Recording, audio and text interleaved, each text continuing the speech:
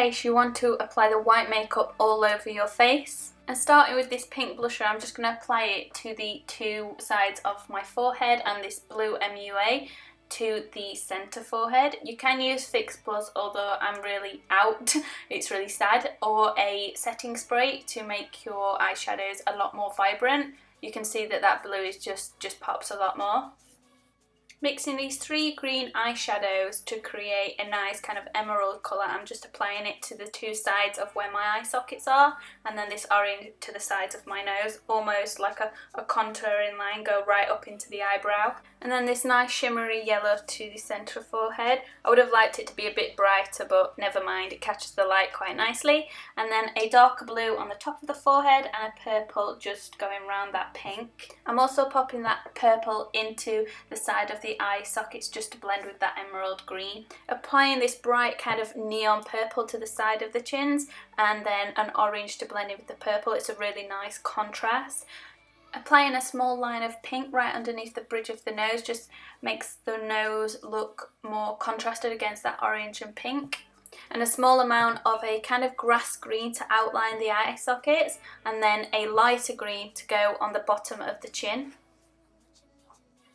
Now you've got your colour in place, this is where it gets a bit tricky. I'm just using a really kind of light grey to outline the skull parts of where they're going to sit. You want to find the sockets of your face. Everyone's is different because everyone has a different shape of face.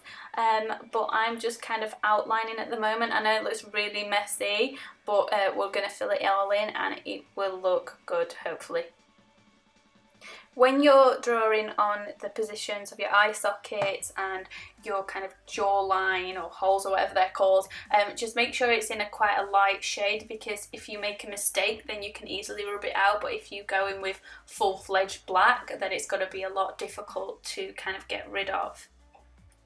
All I would say is that patience is needed for doing something like this. If you want to do it for Halloween, then just give yourself quite a bit of time, because it is quite tricky. This is the first time I've done it, so it went kind of well, but just prepare yourself for needing that extra bit of time to doing normal Halloween makeup.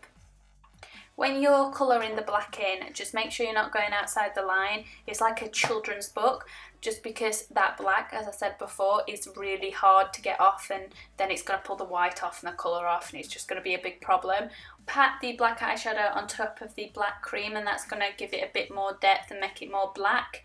And then wisp out that eye socket just so it's not a really harsh straight line. Carving out the forehead, when you put white next to black, it's going to look like a highlight, so it's going to look like the area's been lifted.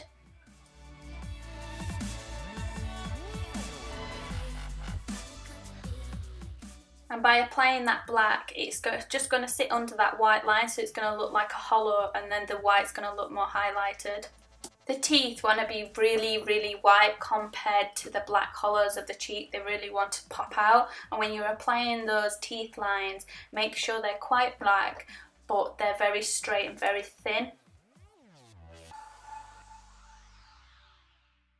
Using that cream black, you just want to pop it on the inside of your lips so it looks dark on the inside. To make this look more three-dimensional, you want to line the outside of the hollows of the cheeks, but then blend that wispy line out so it looks like a hollow part, and then keep blending that into the colour. I'm just applying some pink on that hollows of that cheek, and then black on the inside of that pink, and that will make it look more three-dimensional. This blue is such a beautiful colour, it stands out so nicely against that pink, and I'm just going to accentuate those teeth lines, so I'm going to follow those black lines and mark it with the blue.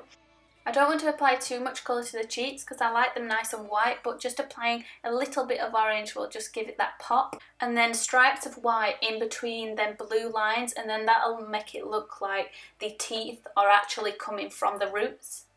To speed this video up, I've just applied black on my neck and then applied white where the skeleton's going to go.